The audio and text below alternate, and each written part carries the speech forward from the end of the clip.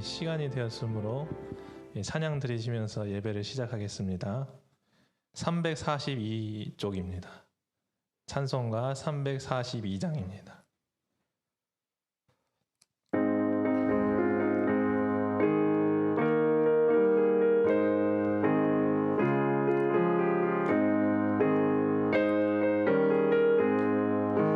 너 시험을 당해 죄 짓지 말고 너 용기를 다해 곧 물리치라.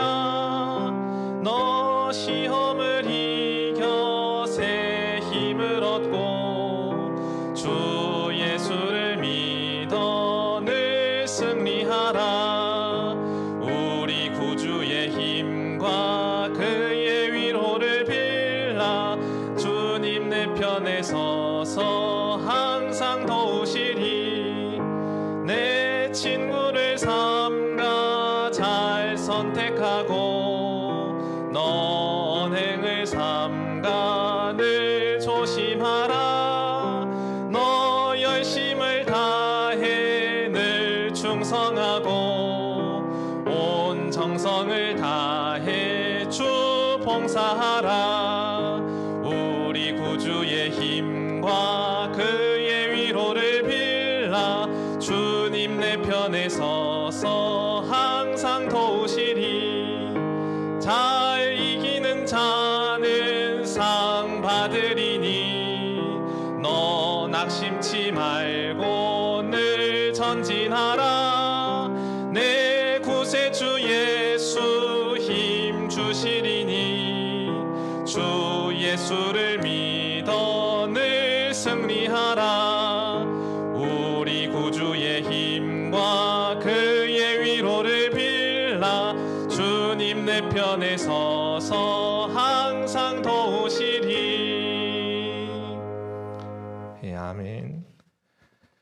오늘 본문은 역대상 1장입니다. 역대상 1장을 같이 펴시겠습니다. 역대상 1장 1절부터 4절까지의 말씀을 함께 읽으시겠습니다. 역대상 1장 1절부터 4절까지 말씀입니다.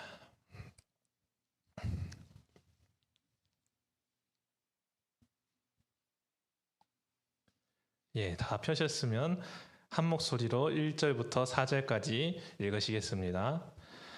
아담, 셋, 에노스, 게난, 마할랄렐, 야렛, 에녹, 무두셀라, 라멕, 노아, 셈, 함, 야벳은 조상들이라. 아멘. 제가 기도하겠습니다. 사랑하는 하나님 아버지, 오늘도 이렇게 주중에 저희를 모아서 아버지께서 말씀 주셔서 감사합니다. 아버지 하나님, 이렇게 특별 새벽기도 기간에 저희에게 항상 맛있는 양식을 주시는 그런 목사님께도 항상 힘이 더해지게 도와주시옵시고, 이렇게 제가 중간에 밥하는 시간을 양도받아서 맛있는 밥을 또 이렇게 나눌 수 있도록 도와주시옵소서. 하나님 아버지, 우리 교회에 있는 모든 성도님들이 아버지 하나님의 말씀을 듣고 정말로 영육간에 강건하여서 이 힘든 이때에 오히려 하나님의 힘을 입고 환난 날에 낙심하지 않아서 하나님을 이렇게 크게 찬송하는 그런 인생이 될 수 있도록 도와주시옵소서. 항상 감사드리며 예수 그리스도의 이름으로 기도했습니다. 아멘. 오늘은 이렇게 역대상을 같이 이렇게 나누게 되었습니다. 역대기서는 역대기서를 이렇게 읽기 전에 생각해둬야 될 것이 있습니다. 역대기서가 누구 읽으라고 적혀진 책인가? 모든 성경에 기록된 각 권들은 독자가 누구인가, 수신자가 누구인가를 생각해야만 이 책이 누구에게 어떤 메시지를 전하는가를 눈여겨볼 수 있게 되는 것입니다. 역대상하는 포로 후기, 그러니까 바벨론에 이렇게 끌려간 남유다가 하나님께서 약속하신 대로 자기 고향 땅으로 돌아올 수 있는 그런 시기에 돌아오려는 자, 그리고 돌아온 자, 그리고 돌아오지 않는 자를 향해서 그 포로 후기 공동체가 기록한 것이라고 생각하시면 되겠습니다.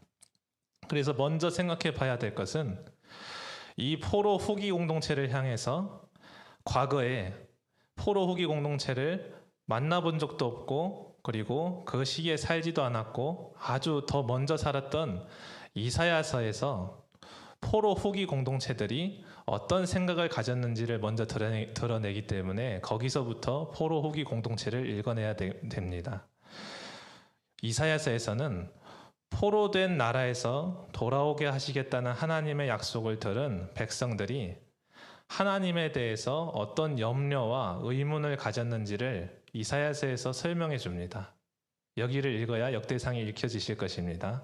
먼저 포로된 나라에서 내가 다시 고향 땅으로 너희를 돌이킬 거야 라고 하나님께서 약속을 하시니까 이 사람들이 염려가 생겼습니다. 첫 번째 염려와 의문은 우리를 사로잡은 강대국의 이 신들보다 우리 하나님이 정말로 더 강하시냐? 왜냐하면 이스라엘은 식민 통치를 당해본 적은 있어도 아예 자기 나라 땅 이외의 곳으로 이주해서 다른 나라 땅에서 살아본 경험이 처음이었기 때문에 그런 생각을 할 수가 있습니다. 그래서 하나님께서는 이사야서 41장 11절부터 13절에 이렇게 기록했습니다. 제가 한번 읽어보겠습니다. 이사야서 41장 11절부터 13절에 지금 우리를 사로잡은 강대국의 신들보다 당신이 더 강하십니까? 라고 의문을 했을 때 이렇게 대답하십니다. 보라, 너에게 노하던 자들이 수치와 욕을 당할 것이요 너와 다투던 자들이 아무것도 아닌 것 같이 될 것이며 멸망할 것이라. 네가 찾아도 너와 싸우던 자들을 만나지 못할 것이요 너를 치는 자들은 아무것도 아닌 것 같고 허무한 것 같이 되리니 이는 나 여호와 너의 하나님이 내 오른손을 붙들고 내게 이르기를 두려워하지 말라. 내가 너를 도우리라 할 것임이니라. 예, 아멘. 그러니까 포로 후기 이전에 포로로부터 우리를 돌이키시겠다고. 근데 이제 이 사람들이 너무 오랫동안 그 다른 나라에서 살다 보니까 하나님이 없는 것 같이 느껴지지 않겠습니까? 그때 하나님께서 이사야를 통해서 미래에 그렇게 포로 시기를 오래 겪은 나의 백성들이 그렇게 낙심하고 있을 때 위로하라라고 기록하고 있는 것입니다. 이 말씀을 다 잘 아시죠? 이사야서에 보면은 너는 내 백성을 위로하라 이런 말씀이 많이 기록되어 있잖아요. 위로하라, 위로하라. 그래서 몇 번 위로를 하시는데 첫 위로가 너를 잡아서 마음대로 부려먹던 사람들을 너가 찾을래야 찾아볼 수가 없을 정도로 내가 너를 도와서 이끌어낼 거야. 이런 첫 약속이 그런 약속입니다. 마치 출애굽 시기에 애굽에서 이끌어내시듯이 하시겠다는 것이죠. 두 번째 의무는 하나님께서 그렇게 위로를 하셔도 이 70년 포로 생활은 짧은 시간이 아니었기 때문에 하나님을 향한 의문과 하나님을 향한 그런 서운한 마음이 아직 그 한 번의 위로로는 해결이 되지 않았습니다. 원래 우리가 싸운 형제들이 있으면은 가가지고 사과하면 바로 받아주나요? 절대로 바로 받아주지 않죠. 치킨도 사주고 그 다음에는 소고기도 사주고 그럼 이제 소고기를 먹었을 때 아니 전에 치킨을 사준 다음에는 커피를 사줄 줄 알았는데 치킨보다 더 좋은 것을 사주다니 하면서 이렇게 위로를 받는 것입니다. 그렇게 하나님께서 두 번째 그 염려에 대해서 위로를 하시는데 이 사람들이 이제 어떤 염려와 의문을 가지냐면요. 왜 이제 와서 병 주고 약 주신다냐? 이런 좋은 약속을 주실 거면 아프기 전에 주시면 덧나시냐? 이런 하나님에 대한 의문을 갖게 되었습니다. 왜 포로 생활이 꼭 있었어야 되냐 이것입니다. 하나님 앞에서. 그럴 때 하나님께서 이사야서 42장 24절에 이렇게 말씀하십니다. 야곱이 탈취를 당하게 하신 자가 누구냐? 이스라엘을 약탈자들에게 넘기신 자가 누구냐? 여호와가 아니시냐? 우리가 그에게 범죄하였도다. 그들이 그의 길로 다니기를 원하지 아니하며 그의 교훈을 순종하지 아니하였도다. 그러니까 하나님께서 포로에서부터 돌이키시겠다고 얘기하니까 왜 포로기를 주셨냐 이 얘기를 해버리니까 이사야가 하나님을 통해서 이런 얘기를 하는 것입니다. 포로의 그 시기는 너희에게 불가피한 일이었어. 너희가 하나님보다 하나님이 주신 것을 사랑하는 그런 죄된 마음으로부터 징계를 받아야만 회복될 수 있기 때문에 하나님께서는 너희보다 사실 하나님이 더 많이 아프셨어. 너희가 잘못해가지고 포로기가 있었던 거야 라고 말해 주는 것입니다. 저희가 간혹 눈물을 흘려 씨를 뿌리는 자는 거두리로다 그러지 않습니까? 기쁨으로 거두리로다. 이런 말씀 다 기억하시죠?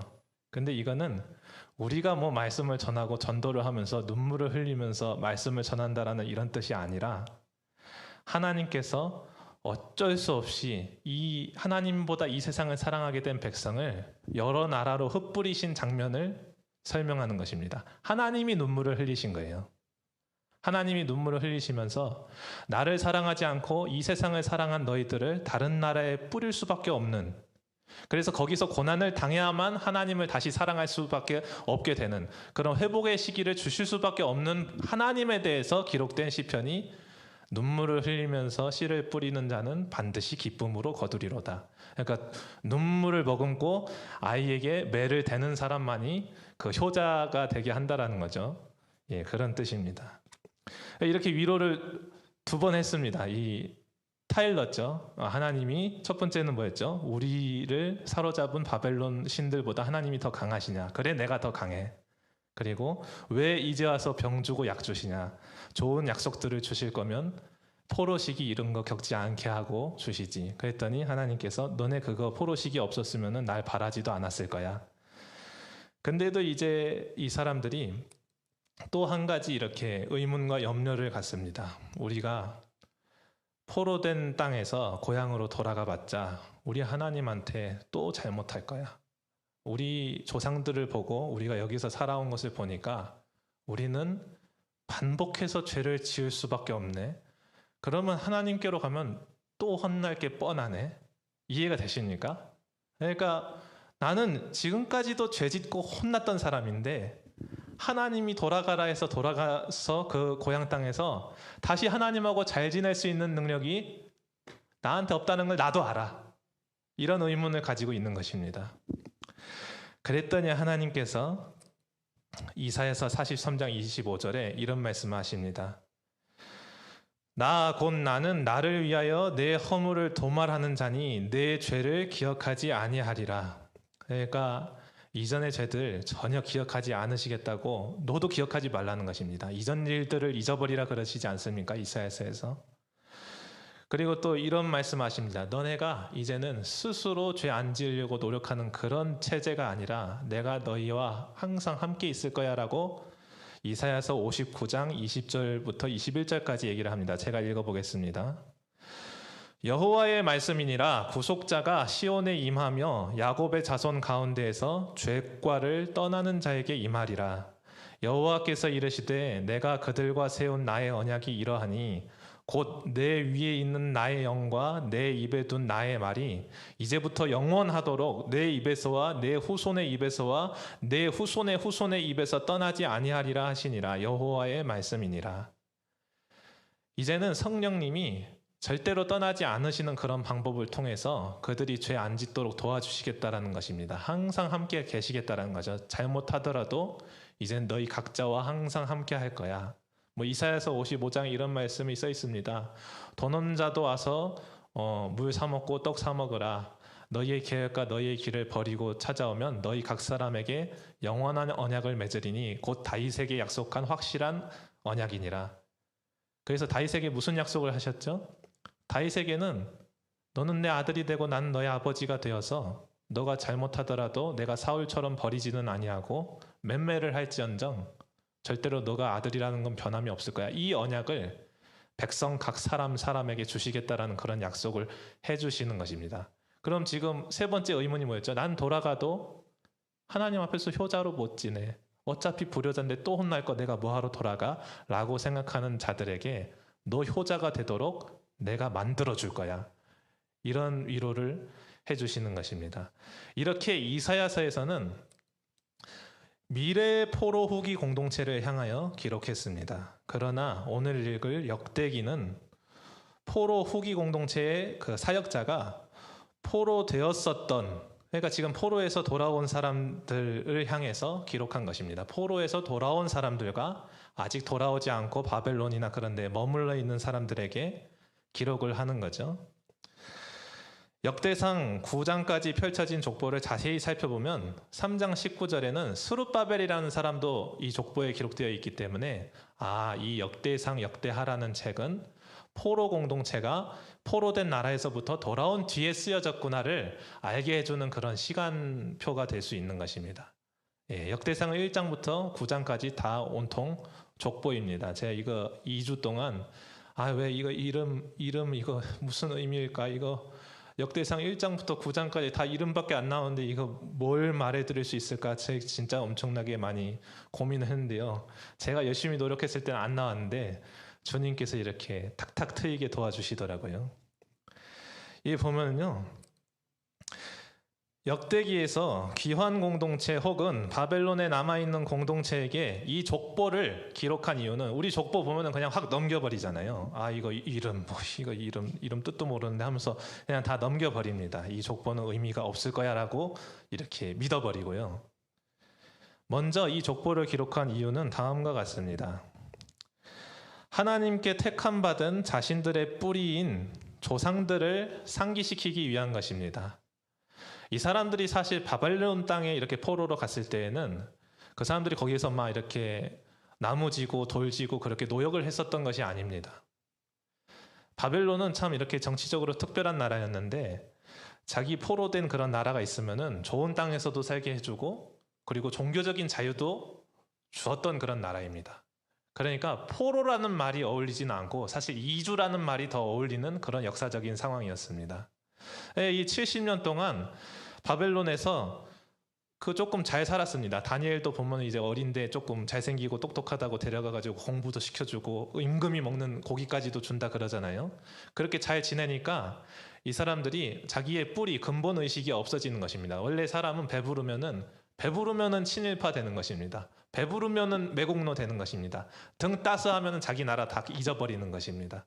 그런 것처럼 바벨론에 있었던 포로 공동체들도 다 자기의 그런 뿌리나 근본을 잊어버리기 시작했기 때문에 족보를 통해서 너네 근본은 바벨론에 있지 않고 너네 근본은 우리 이스라엘에 있고 하나님의 택한 조상들에게 있는 거야 라는 것을 알려줘야만 했기 때문에 족보가 기록된 것입니다. 그리고 이 족보에는 간헐적으로 조금씩 하나님의 손길에 대해서 나와 있습니다. 2장 3절을 보시겠습니다. 2장 3절을 한번 같이 읽어보겠습니다. 시작. 유다의 아들은 에르와 오난과 셀란이 이 세 사람은 가나안 사람 수아의 딸이 유다에게 낳아준 자요. 유다의 맏아들 에르는 여호와 보시기에 악하였으므로 여호와께서 죽이셨고. 예, 아멘.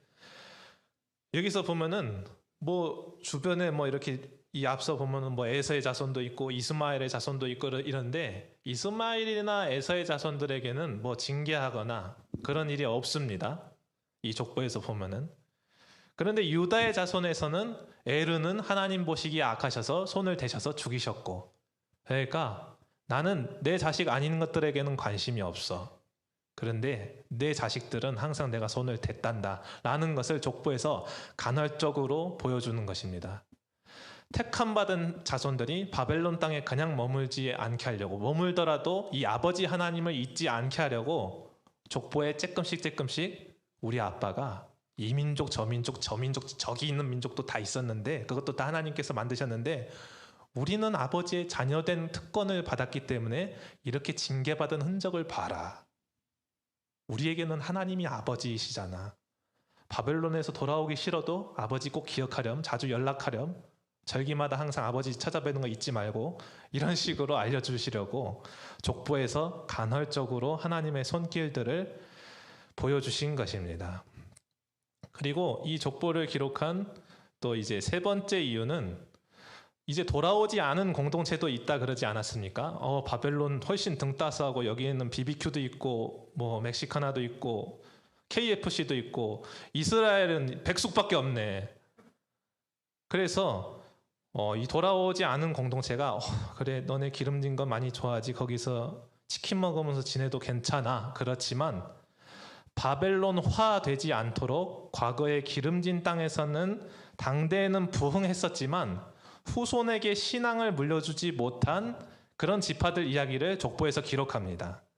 5장 25절 26절을 보겠습니다. 5장 25절 26절입니다.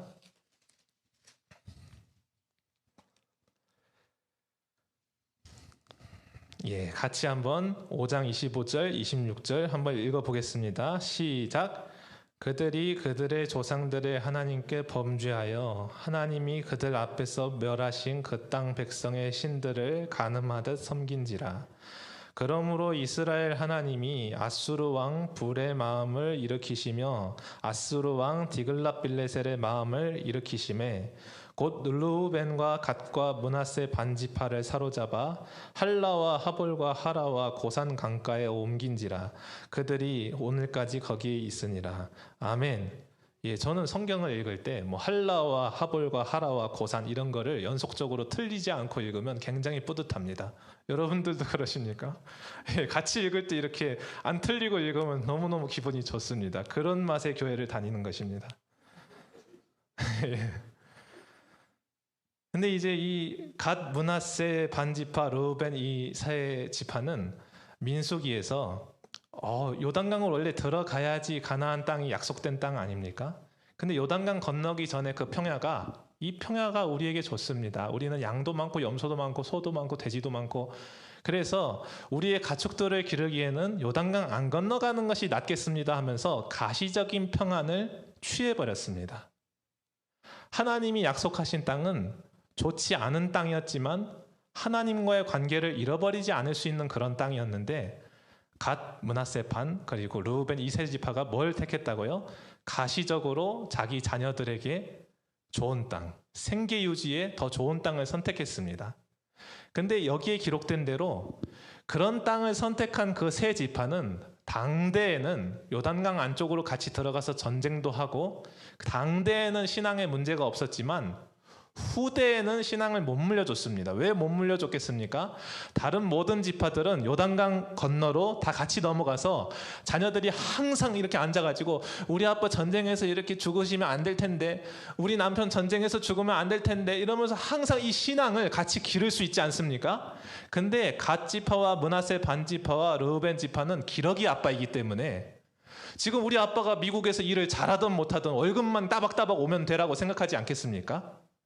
그런 것처럼 기러기 아빠를 자처한 이 세 지파는 요단강 안쪽으로 전쟁을 자기가 들어갔지만 자식들은 요단강 바깥쪽에서 양똥 치우고 염소똥 치우느라 바빴기 때문에 신앙을 물려줄 수 있는 그런 교육의 시간이 없었습니다.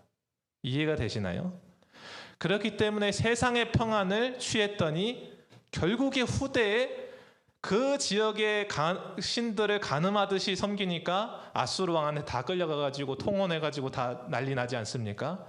그런 것처럼 이 족보를 기록한 사역자는 바벨론 땅에 있는 우리 형제들아, 간, 므낫세, 반, 르우벤 지파를 잘 생각해봐. 걔네들 생계를 위해서 눈에 보이는 따뜻함과 풍족함을 위해서 요단강 바깥쪽을 선택했다가 결국에 그 당시에는 괜찮았지만 시간이 지나서 물려줄 수 있는 신앙이 있었니? 한 번만 더 다시 생각해봐. 아니면 그곳에 계속 머물더라도 신앙에 대해서 잊지 말으렴?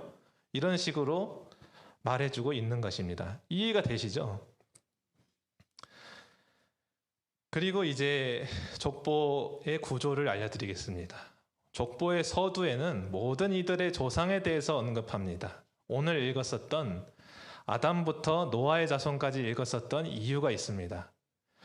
지금 포로 후기 공동체가 읽어야 되는 책이라고 말씀을 드렸죠. 1장 1절부터 4절까지를 보시면요, 제가 이 뜻들을 다 말씀을 드리겠습니다. 아담은 뜻이 뭐죠? 아담은 흙 그런 것입니다. 흙. 그러니까 이 포로 후기 공동체는 어떤 의문을 가지고 있었다 말씀드렸죠. 나는 어차피 또 죄질 나쁜 놈이야. 그러니까 자기에 대해서 하나님을 잘 섬길 수 있을 것이라는 그런 자긍이 전혀 없이 지금 마음이 가난하여진 상태입니다. 이해가 되시나요? 자기가 아무것도 아니라는 것을 깨달아진 사람들의 마음 상태입니다. 나는 하나님 내 힘으로는 못 섬겨. 이거를 깨닫지 않으면 하나님의 그런 약속들의 의미가 없거든요. 고난을 한번 당해봤기 때문에 나는 다시 잘 지낼 수가 없어. 그래서 아담은 흙, 나는 우리 그 회개할 때 이러지 않습니까? 우리가 그러는 게 아니라 성경 속에 있는 사람들은 회개할 때 다 티끌을 막 머리다 뿌리고 자기 옷을 찢습니다. 이거는 하나님, 나는 인간 같지 않아서 인간이 되기 전에 흙이나 먼지나 그것과 다름이 없습니다. 사실 아담은 흙으로 만들어진 게 아니라 아파르라고 먼지를 모아가지고 만든 존재입니다. 그래서 티끌을 뿌리고 회개한다라는 것은 주님, 나는 사람이 되기 이전입니다. 나를 다시 만들어주세요 라고 하는 것입니다. 그렇기 때문에 아담이라는 것은 지금 이 포로호기 공동체, 이 책을 읽기 시작한 사람들의 마음을 시작해 주는 것입니다. 나는 흙이나 다름이 없어. 그리고 셋은 대신에라는 뜻입니다. 그러니까 아담이 셋을 낳을 때 죽은 아벨 대신에 셋을 낳았다라고 기록되어 있습니다. 그러니까 이 셋은 그 대속자를 생각하는 거죠. 하나님이 사실 우리가 포로 돼서 우리가 힘든 줄 알았는데 사실 막상 바벨론에서 살아보니까 편안하고, 사실 하나님께서 우리를 예루살렘 집에서 내쫓으신 그 마음이 얼마나 힘드실까. 우리 대신에 우리가 받을 벌을 집에 계신 아버지가 받고 계시네. 우리 대신에 징계를 받으시는 하나님을 의미하는 단어입니다. 셋은 대신에입니다. 그 아버지를 딱 이렇게 생각하니까 에노스는 깨어지기 쉬운이라는 뜻입니다. 아버지한테 돌아가려니까 또 염려가 몇 번씩 있었다 그랬죠. 에노스는 아담을 2번 설명하는 건데요. 깨어지기 쉬운, 저는 아버지한테 돌아가도 아버지를 잘 섬길 수가 없어요. 이런 마음을 이렇게 대변해주는 이름입니다. 탕자가 돌아갈 때 그러지 않습니까? 하늘과 아버지께 이렇게 우러러 보면서 저는 이제 하나님을 우러러 볼 수도 없고 아버지께 아버지라고 부를 수도 없고 가가지고 아버지의 종들 중 하나와 같이 일꾼으로 써달라고 해야지, 이렇게 하면서 돌아가지 않습니까? 깨어지기 쉬운이라는 뜻입니다. 자기의 이런 하나님과의 관계가 베부론, 바벨론이나 그런 곳에서는 깨어지기 쉽다라는 것을 이해하는 단어죠. 개난은 사람이 깨어지기 쉽고 약하면은 어디 숨으려 그럽니다. 맞습니까? 저희가 신앙을 지키기가 힘들기 때문에 교회에 숨어든 것입니다. 집에서도 신앙생활 다 할 수 있다면 교회 생활 할 필요가 없습니다. 우리는 교회에 숨어들었습니다. 개난이라는 뜻은 둥지, 깃들다라는 뜻을 가지고 있습니다. 이 이름들이 다 의미가 있죠. 둥지, 깃들다 이런 뜻을 가지고 있습니다. 깨어지기 쉬우니까 둥지에 깃드는 것입니다. 이 둥지는 아버지이시겠죠. 아버지 하나님. 마할랄렐은 하나님의 찬양입니다. 하나님의 찬양. 그러니까 우리가 이런 찬양도 있습니다. 하나님 기뻐 노래하시리 열방이 주께 돌아올 때, 하나님 기뻐 춤추시리 열방이 주께 돌아올 때. 우리가 주님께 돌아가면은 누가 좋아하실 것 같습니까? 주님이 둥지에 깃들듯이 돌아온 자녀들을 보시면서 노래를 하신다. 돌아가 보니까 알고 지은 그런 이름입니다. 이게 이제 사실 창세기에서도 다 이렇게 기록되어 있는데요. 마할랄렐은 뭐라고요? 하나님의 찬양입니다. 그래서 에베소서에서도 너희로 하나님의 찬양이 되게 하려 하심이라, 이런 말씀이 있습니다. 하나님을 찬송하게 하려 하심이라도 있는데 하나님의 찬송이 되게 하려 하심이라. 우리가 하나님께 돌아가면 하나님께 노래거리가 되는 것입니다.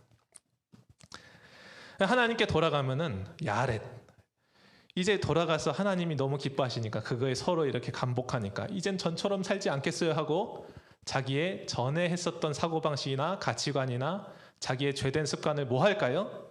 야렛, 내려놓다라는 뜻입니다. 이제 전처럼 그러지 않을게요. 내가 전에 하나님보다 기뻐했던 소유들을 뭐 합니까? 내려놓는 것입니다. 그게 야렛이라는 뜻입니다. 그러면 우리가 또 신앙생활을 할 때 이런 생각하지 않습니까? 내가 용기를 내서 하나님한테 내려놓았어. 그러면 어디에 뭘 주시기를 바랍니까? 내려놓은 이 빈손에다가 뭘 주시기를 바라시지 않습니까? 근데 에녹은 이런 뜻입니다. 봉헌되다. 내 빈손에 뭘 주시는 하나님이 아니라 하나님의 손에 내가 봉헌이 되네. 내 빈손에 뭐를 주시는 분이 아니라 나를 받아가시네. 이해가 되십니까?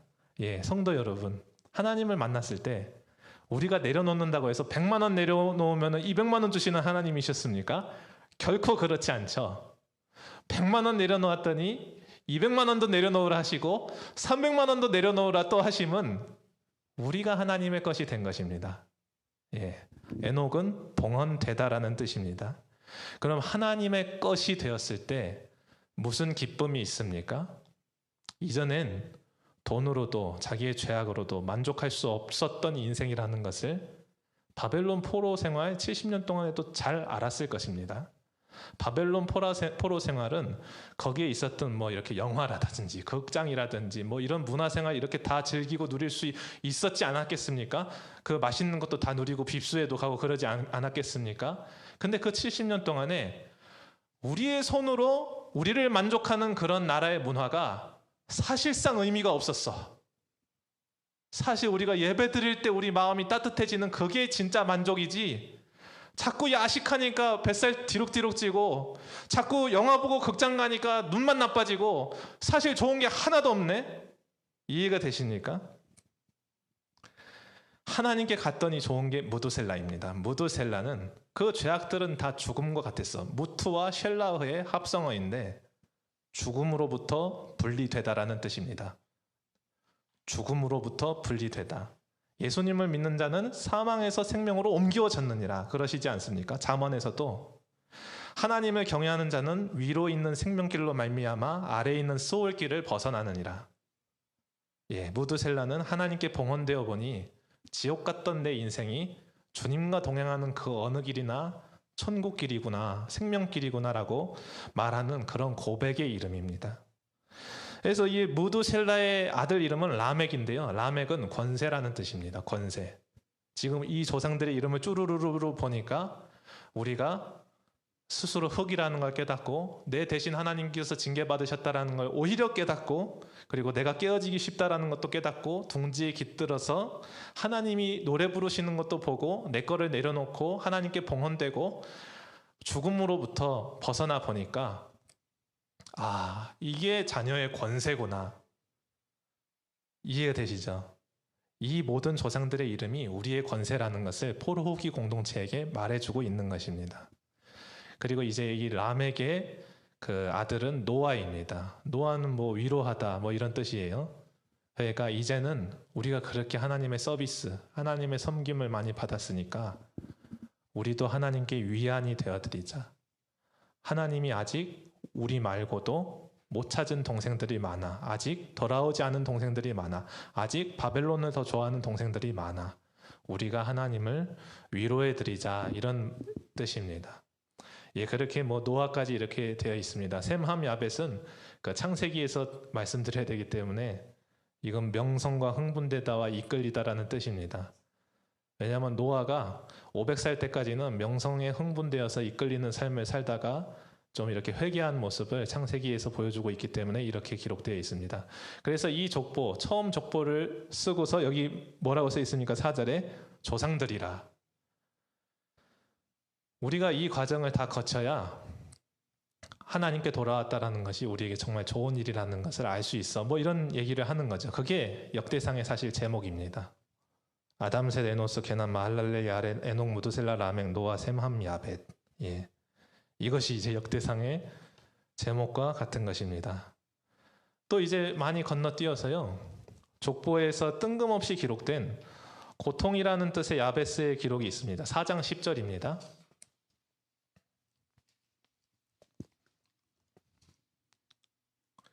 4장 10절을 한 목소리로 같이 읽어보시겠습니다. 시작. 야베스가 이스라엘 하나님께 아뢰어 이르되 주께서 내게 복을 주시려거든 나의 지역을 넓히시고 주의 손으로 나를 도우사 나로 환난을 벗어나 내게 근심이 없게 하옵소서 하였더니 하나님이 그가 구하는 것을 허락하셨더라. 아멘. 이 말씀은 지금 이 족보에는 이름이 한두 개가 아니죠. 이 모든 족보를 그림으로 한번 생각해 보겠습니다. 이렇게 큰 동산에 이 이름 하나하나는 나무들입니다. 나무들. 그러니까 하나님의 에덴 동산이 펼쳐져 있는 거죠. 이 족보 속에서. 너도 내 나무고 너도 내 열매 맺을 나무고 너도 쟤도 저기도. 근데 동산 가운데에는 생명나무와 선악을 알게 하는 나무가 있지 않았습니까?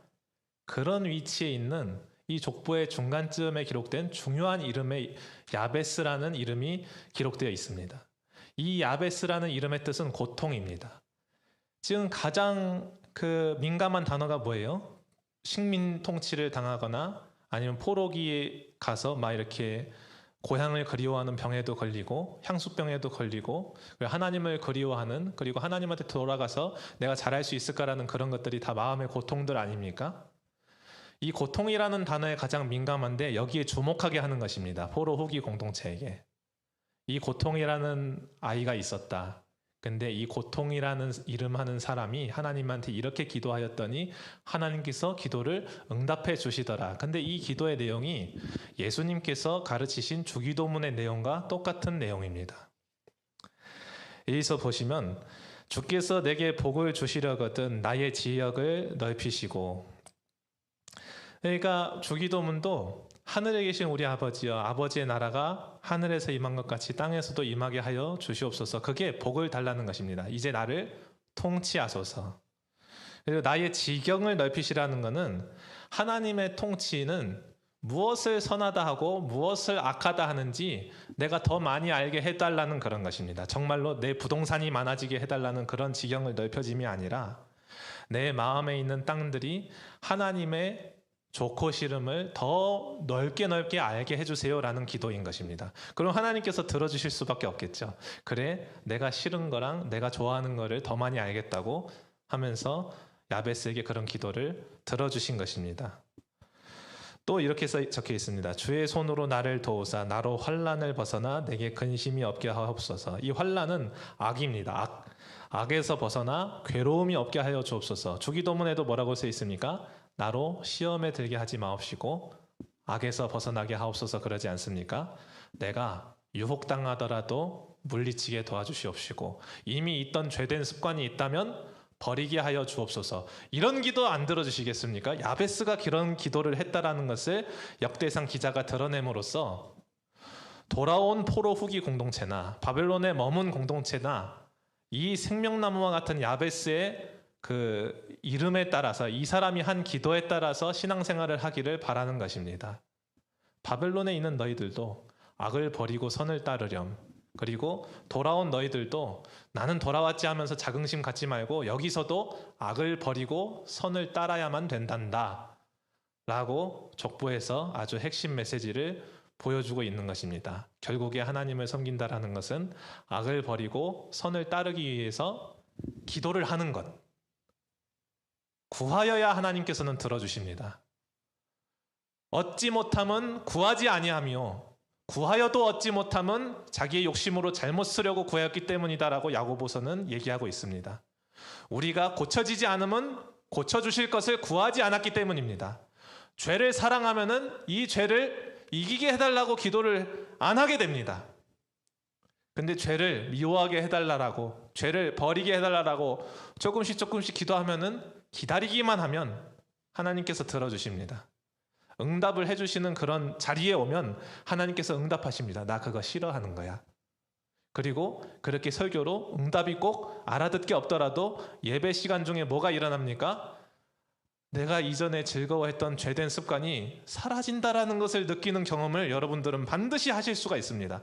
그렇기 때문에 기도로 구하는 인생이 되어라라고 야베스라는 것을 족보 한가운데 이렇게 기록하고 있는 것입니다. 예, 이렇게 족보는 금방 넘어가겠습니다. 족보는 넘어가서요. 이제 10장으로 가겠습니다. 10장부터 마지막 29장까지는 두 부분으로 나눌 수 있습니다. 이 두 부분은 사울의 이야기와 다윗의 이야기입니다. 사울은 10장 한 장에 적혀 있습니다. 이 10장 한 장에 기록된 사울의 이야기는 짧은 한 장의 결말로 되어 있습니다. 그리고 이 뒤에 이제 19장이나 되는 이 다윗의 이야기는 29장까지죠. 부모님이신 하나님을 공경하며 지낸 다윗의 이야기 19장입니다. 이 대조는 지금 사울과 다윗이 분량에 있어서 엄청난 차이를 보여주고 있죠. 불효자와 효자의 그런 수명의 차이를 극명하게 보여주고 있는 그런 장치입니다. 성경에 뭐라고 써 있죠? 부모를 공경하라. 이것은 약속이 있는 첫 계명이니 네가 이 땅에서 장수하고 잘 될 것이다 라고 하시지 않나요? 그러니까 참 부모를 공경하지 않은 사울은 한 장에만 기록되어 있는 것입니다. 뭐 많이 적을 필요가 없습니다. 그냥 한 장만에 죽어버렸습니다. 근데 이 죽은 이유가 뭐였는지 아십니까? 14절을 한번 보겠습니다. 10장 14절입니다. 예, 같이 한번 읽어보겠습니다. 예, 시작. 여호와께 묻지 아니하였으므로 여호와께서 그를 죽이시고 그 나라를 이새의 아들 다윗에게 넘겨주셨더라. 아멘. 여쭙지 않고 살아가면 뭐 스바냐 성가에도 이렇게 적혀 있습니다. 여쭙지 아니한 자와 하나님을 찾지도 아니한 자, 그렇게 하나님을 배반한 자는 다 멸절하리라. 하나님한테 여쭙고 사는 인생은 반드시 먼저 행동할 수가 없습니다. 성경에는 이렇게 기록되어 있습니다. 교만한 마음은 넘어짐의 앞잡이이니라. 거만한 마음은 패망의 선봉이니라. 전에도 말씀을 드렸죠. 교만은 하나님보다 앞서 행동하는 것입니다. 거만한 마음도 하나님보다 먼저 행동하는 것입니다. 근데 하나님한테 여쭙지 않으면 사울처럼 단명하는 것입니다. 근데 다윗의 이야기 19장을 통해서 이 역대상의 기자는, 이걸 기록한 사람은, 하나님을 공경하는 사람은 정말 이렇게 이 땅에서 더 살기 싫을 정도로 오래 산다? 좋은 날들을 많이 볼 것이야 라고 이 분량으로만도 얘기를 해준다라는 것을 우리는 기억해야만 할 것입니다. 하늘나라 가서 하나님이 나에 대한 추억을 호수야 안녕, 너 그때 그때 너를 좀 봤었지 하고 이렇게 돌아서시면 너무 슬프지 않겠습니까? 우리는 하나님한테 가면은 하나님하고는 영원히 살게 될 것입니다. 하나님이 나에 대해서, 우리에 대해서 더 많이 얘기하시는 그런 모습을 보기를 소망하시기를 바랍니다. 여기서 하나님을 감동시키시는 것은 그 하늘나라 가서 빌딩을 얻기 위함도 아니요, 하늘나라 가서 어떤 왕관을 얻기 위함도 아닙니다. 왜냐하면 면류관 막 던져버리지 않습니까? 요한계시록에 이건 내가 받을 영광이 아닙니다 하면서 결국에 거기에서도 이 땅에서처럼 하나님이 나를 알아주시는 것입니다. 호수야 왔어.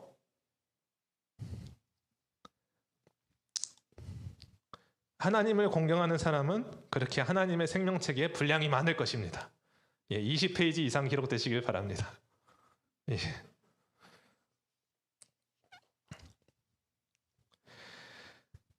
그리고 이제 역대상에서는 다윗의 이야기 11장부터 29장까지의 내용에서는 신기하게도 다윗의 수많은 죄악이 기록되어 있지 않습니다. 우리가 다윗의 죄들을 기억하면 밧세바를 범한 것과 자기의 아들들을 공정하게 다스리지 않아서 압살롬의 누이를 암논이 범했는데도 그냥 막 이렇게 봐주고 넘어가다가 압살롬이 반역도 하고 이러지 않습니까? 다른 가정도 파탄시키고 자기 가정도 파탄시키는 그런 막 이렇게 극렬한 죄악들이 분명히 있습니다. 그런데 그런 것을 하나도 기록하지 않으신 이유는 하나님께서 이사야서에서 뭐라 그러셨습니까? 포로 후기 공동체를 위로하라면서 내가 그들의 죄를 기억하지 아니하리라. 내가 그들의 죄를 빽빽한 구름같이 안개와 같이 다 잊어버렸다. 그거를 정말로 성취하면서 성령에 감동되어서 쓴 것이 역대상입니다. 난 정말 너네 죄 기억 못해 라고 하시는 것입니다. 예. 하나님이 정말 우리 죄 기억 안 하시겠다라고 역대상을 통해서 뭐 다윗의 죄들을 기억을 안 하시지 않습니까? 너무 행복하지 않습니까? 하나님이 기억을 안 하시겠다라는 것은 사실 기억은 하고 있는데 모르는 척하는 게 아니라 전능하신 하나님께서 정말로 자기의 기억에서 지우실 수 없으시겠습니까? 정말로 우리의 하나님 앞에서의 수치스러운 죄들을 하나님께 용서를 구하면 하나님의 기억 속에서 지우실 줄을 저는 믿습니다. 우리의 죄를 기억하지 않으신다라는 것을 역대상의 기록을 통해서 이렇게 증명하시는 것입니다. 그리고 근데 이제 다윗의 실수 중에 하나를 꼭 짚고 넘어가셔야 될 부분이 있었습니다. 그래도 이 포로 후기 공동체가 다윗의 이것만큼은 한번 기억을 하고 넘어가야 되는 그런 부분이 있었는데요. 그게 21장입니다. 11장부터 20장까지는 다 승승장구하는 내용입니다. 예. 그래서 막 이렇게 뭐 잘못한 게 별로 있지도 않습니다. 막 이렇게 그 잘한 얘기밖에 기록이 안 돼 있죠. 꼭 언급하셔야만 했던 다윗의 죄 혹은 실책이라고 할 수 있는 역대상 21장에 기록된 내용은 다윗의 인구조사입니다. 20장까지는 다윗이 하나님께 여쭙고 행동하여 형통한 것, 그리고 여쭙고 살다 보니까 하나님을 닮아가는 다윗의 모습들을 보여주고, 또 하나님하고 점점 닮아가니까 하나님과 함께하는 다윗은 어디를 향하든지 이기는 모습만을 11장부터 20장까지를 보여줍니다. 근데 이 모든 성공의 결과는 하나님과의 내적인 교제도 있었지만 사실 가시적인 전쟁의 승리, 가시적인 나라의 부흥들이었습니다. 21장에서는 보이지 않는 진짜 전쟁, 보이지 않는 진짜 전쟁을 다윗의 국가 형통에 대한 기쁨의 최고조 직후에 일어나는 진짜 대적을 보여주고 있습니다. 모든 주변 나라를 평정하고 나라가 아주 평안에 들어가는 그런 기쁨의 순간 직후에 진짜로 하나님이 포로 후기 공동체에게도 보여주셔야만 하는 다윗의 영적인 전쟁을 보여주시려고 하시는 것입니다. 가시적으로는 다윗이 이스라엘을 크게 번영하도록 했습니다. 이 20장까지 집에 가서 읽어보시면은 포로 후기의 마음으로 읽어보시면요, 이 공동체들은 이스라엘에 돌아왔더니 사실 황무지입니다. 그 배경이. 포로 후기 공동체들이 20장까지 읽었을 때 이런 가시적인 번영이 지금 우리가 돌아온 예루살렘 고향에도 속히 이루어지기를 바랐을 것입니다. 이런 다윗과 같은 왕정이 다시 일어나서 이스라엘을 다윗 당시처럼 찬란해지게 해주기를 바랐을 것입니다. 그러나 하나님께서는 21장에서 포로 후기 독자들에게 그런 기대를 하는 마음에 제동을 걸어주시고 계시는 것입니다. 가시적인 번영이 너희를 포로되게 했다라는 것을 기억하게 하시려고요. 심지어 나를 이렇게 전성기가 이렇게 길었던 다윗이 나를 그토록 사랑하던 다윗에게서도 이 번영의 반복이 다윗에게서 첫사랑을 빼앗아갔다는 것을 21장에서 보여주시려고 하십니다. 뭘 빼앗아갔다고요? 번영과 부흥이 다윗에게서 하나님을 향한 첫사랑을 빼앗아간 장면입니다. 이 앞서 기록된 것들은 다 읽지는 않았지만 든든한 부하들, 백전무패의 전적, 다윗 자신은 더 성취할 것이 없고 자신의 권세가 지금까지 얼마만큼인지 헤아려 보고 싶었을 것입니다. 다 이렇게 황혼기에 접어들면은 이제 할아버지들이 항상, 저희도 이제 친척 중에 할아버지가 한 분 계시는데 젊었을 때 뭐 했다 이 얘기 계속 달달달달 하셨었거든요. 그런 것처럼 황혼기에는 이전의 일들, 내가 잘한 것들을 이렇게 하나씩 아우르면서 스스로 이렇게 좋아하고 싶었을 것입니다. 그렇게 황혼기 이전에는 하나님의 영광만을 위해서 다윗은 살아왔습니다. 그러나 하늘에서 받을 상을 땅에서 헤아리는 것은 얼마나 무서운지를 이 장면에서 보여주기 시작합니다. 다윗이 지금 자기 인생 중에 딱 한 번 자화자찬을 시도하는 것입니다. 우리 주님은 대단하시다가 아니라 내가 이만큼 대단해라고 딱 한 번 해보고 싶은 것입니다.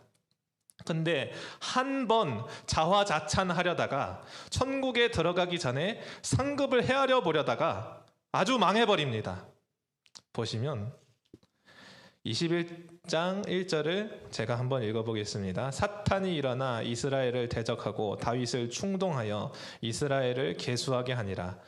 내가 지금까지 이룩한 이스라엘 백성이 몇 사람인지 한번 세알려 보자.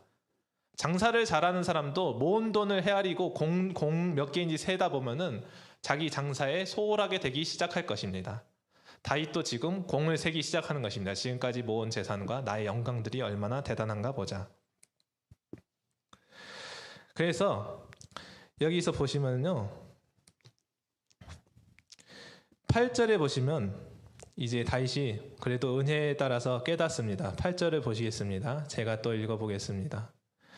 다윗이 하나님께 아뢰되 내가 이 일을 행함으로 큰 죄를 범하였나이다. 이제 간구하옵나니 종의 죄를 용서하여 주옵소서. 내가 심히 미련하게 행하였나이다. 근데 하나님께서는 정말 심히 미련하게 행동하면 두 번 다시 그런 일을 행동하지 못하게 해주시려고 반드시 혼내시고 넘어가십니다. 그래, 나도 너를 용서한다. 근데 매 한 대는 맞고 넘어가자. 이 매가 없이는 이 악이 너에게서 또 발생할지도 몰라. 정말 사랑하는 아버지는 아들에게 혼내지 않고 넘어가고 싶은 욕심이 있지만 그건 욕심입니다. 혼내야 할 일을 하면은 반드시 때리고 넘어가는 것입니다. 하나님은 그렇게 다윗을 열렬하게 사랑을 하셨습니다. 그래서 하나님께서 자책하고 자기 죄를 슬퍼하는 다윗이 하나님께 이렇게 회개를 하니까 하나님께서 선견자 갓에게 징계 메뉴판을 다윗에게 건네라고 말씀하십니다. 9절과 9절 10절을 한번 보겠습니다. 9절 10절 한번 같이 읽어보겠습니다. 시작.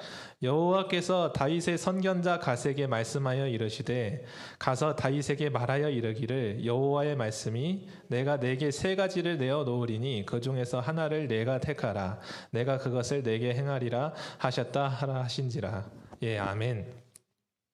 예, 삼위일체의 하나님이셔서 그러신지 메뉴가 세 가지입니다.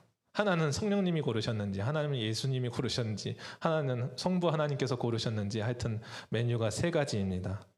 석 달 동안 사람의 칼에 쫓기는 것, 또는 3일 동안의 전염병 유행입니다. 다윗은 사울이나 압살롬에게 쫓겨본 적이 있어서인지 사람에게 쫓기는 것은 못하겠다고 말합니다. 하나님께서는 다윗에게 마음대로 골라라 말씀하셨는데 다윗은 원하지 않는 것을 하나 고르고 둘 중에 하나님께서 골라주세요. 얼마나 사랑스럽습니까? 아빠, 몽둥이로 맞는 것은 싫고요. 파리채로 한 대 때릴지 10대 때릴지 하나님이고 아빠가 골라주세요. 나를 사랑하신다면 한 대를 때리시겠죠? 이러는 것입니다. 예, 다윗이 그렇게 하나님께 애교를 부리고 있습니다. 사람의 손에 빠지기보다 하나님의 손에 빠지는 것이 낫다고 말하는 것이 바로 그런 뜻입니다. 이걸로 보건대 사실 매에는 장사가 없습니다. 다윗이 예전에 잘못해가지고 사울하고도 압살롬하고도 얼음땡 해봤지 않습니까? 얼음땡을 사울하고 10년을 했고 압살롬하고도 꽤 오래 했습니다. 그러면 다윗이 술래잡기의 고수가 아니겠습니까? 그러면 사람에게 쫓기는 거 나 원래 잘하는 거야. 한 번 더 하는 것도 괜찮아. 늙은 행에 대하여 트라우마가 생겨서 저 더 이상 얼음땡은 못하겠습니다 하고 사람의 손에는 더 쫓겨다니지 않게 해달라고 하나님한테 부탁드리는 것입니다. 하나님께서 이제 골라주십니다. 하나님도 오랫동안 다윗하고 서먹서먹하고 싶으시지 않으셨기 때문에 3일간의 전염병을 주십니다. 얼마나 무서운 전염병이었는지 읽어보면 삽시간에 백성 7만 명이 죽었습니다. 천사가 백성을 죽이고 이 유다의 수도 예루살렘까지 다 멸하려고 할 때에 하나님께서 손을 거두라 하십니다. 천사에게. 그만해. 그만하라고 하십니다. 근데 그 장소가 참 의미가 있습니다. 저희가 오르난의 타작마당, 아라우나의 타작마당 그런 거 들어보셨지요?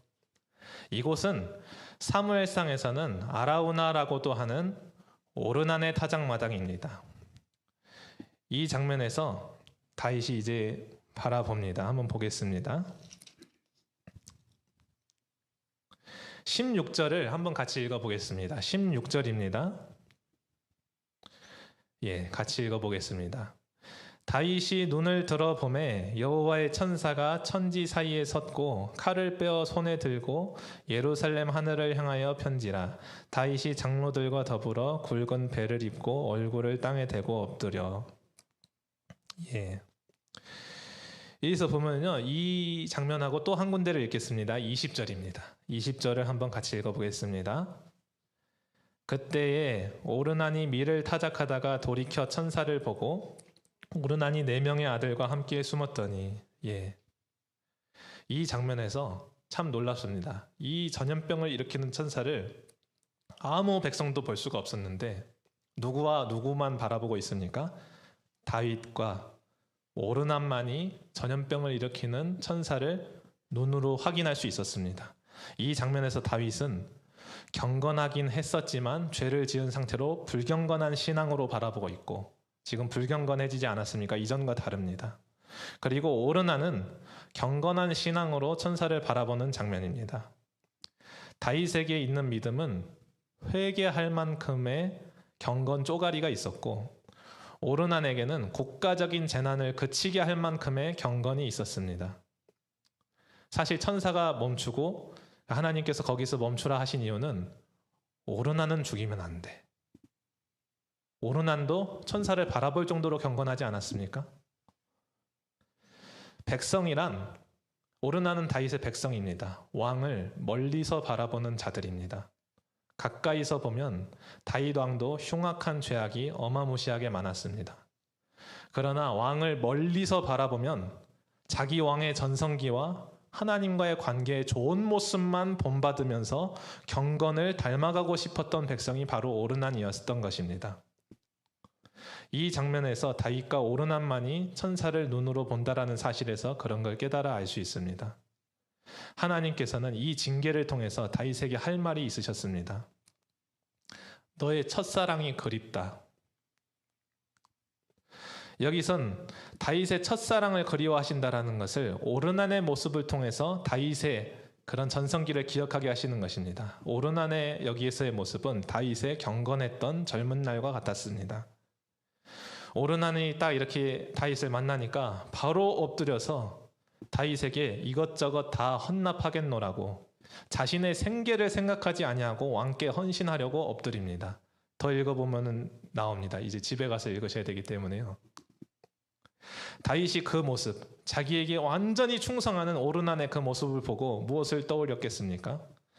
하나님께 아낌없이 영광을 돌리며 하나님의 영광만을 위해 살아왔던 자신의 비교적 젊은 날들을 기억했을 것입니다. 아, 옛날에 내가 하나님만을 위해서 살아왔었는데 이번에 왜 이렇게 됐지? 마음이 아팠을 것입니다. 하나님을 사랑하는 예전의 사랑이 없어져 버린 현재의 자신을 보면서 슬펐을 것입니다. 도대체 어디서부터 잘못됐지? 내가 항상 하나님만을 고난이 있을 때는 사랑했는데 번영이 반복되다 보니까 내가 언제부터 이렇게 됐지 하면서 슬픈 것입니다. 하나님께서는 오늘 이 포로기를 다 끝낸 자신들의 국가를 되찾은 포로 후기 공동체와 지금 우리 모두에게 여러 가지로 이렇게 말씀을 하시는 것입니다. 이런 번영들 나는 원한다면 해줄 수 있어. 그렇지만 이 번영들이 다시 생기고 부흥이 다시 일어났을 때 너네들도 거기서 나를 잊어버리고 나보다 내가 준 것들을 사랑할 가능성이 다윗처럼 있다.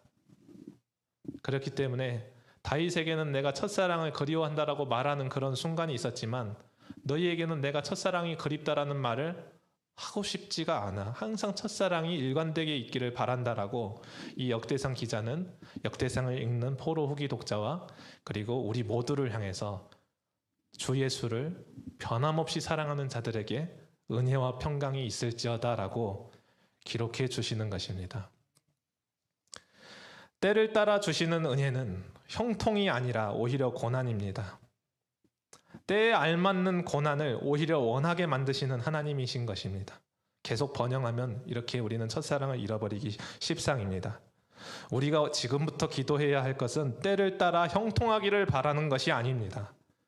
가난하게도 부하게도 마옵시고 우리가 하나님을 잊으려 한다면 때맞게 고난을 달라고 기도해야겠습니다. 형통 그 자체가 주된 것이어서는 안 됩니다. 고난 그 자체로 낙심하거나 좌절할 필요도 없습니다. 형통하든지 고난 중에 있든지 심지어 죄 중에 있더라도 하나님을 기억하게 해주시기를 기도합니다. 하나님과 함께라면 기쁨 가운데서도 정신이 팔리지 않을 것이며 혼란 가운데서도 즐거워할 것입니다. 하나님이 함께 하시는 것이 사랑하는 자와 항상 무슨 상황에도 함께 하는 것이 사랑을 한다면 진정한 복인 것입니다. 제가 기도하겠습니다. 사랑하는 하나님 아버지, 저희에게 이런 복 주시옵소서. 주님, 저희가 하나님하고 항상 하나님을 기뻐할 수 있는 그런 자리에만 있게 해주시고 그런 시간들만 만나게 해주시옵소서. 하나님 보시기에 그런 시간으로 극심한 고난이 우리에게 필요하다고 여겨지신다면 그런 고난도 저희에게 허락하여 주시옵시고 우리에게 감당치 못할 고난을 주시지 아니하신다는 그런 믿음도 함께 허락하여 주시옵소서. 항상 감사드리며 예수 그리스도의 이름으로 기도했습니다. 아멘. 446장을 부르고 예배를 주기도문으로 예배를 마치겠습니다. 446장입니다.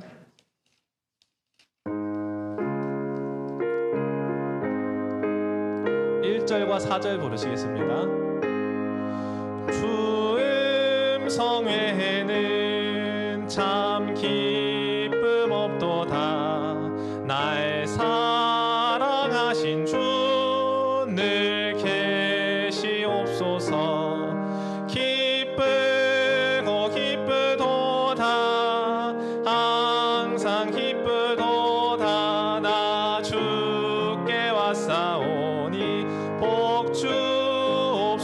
이어서 2절입니다. 나 주께 왔으니 복 주시옵소서.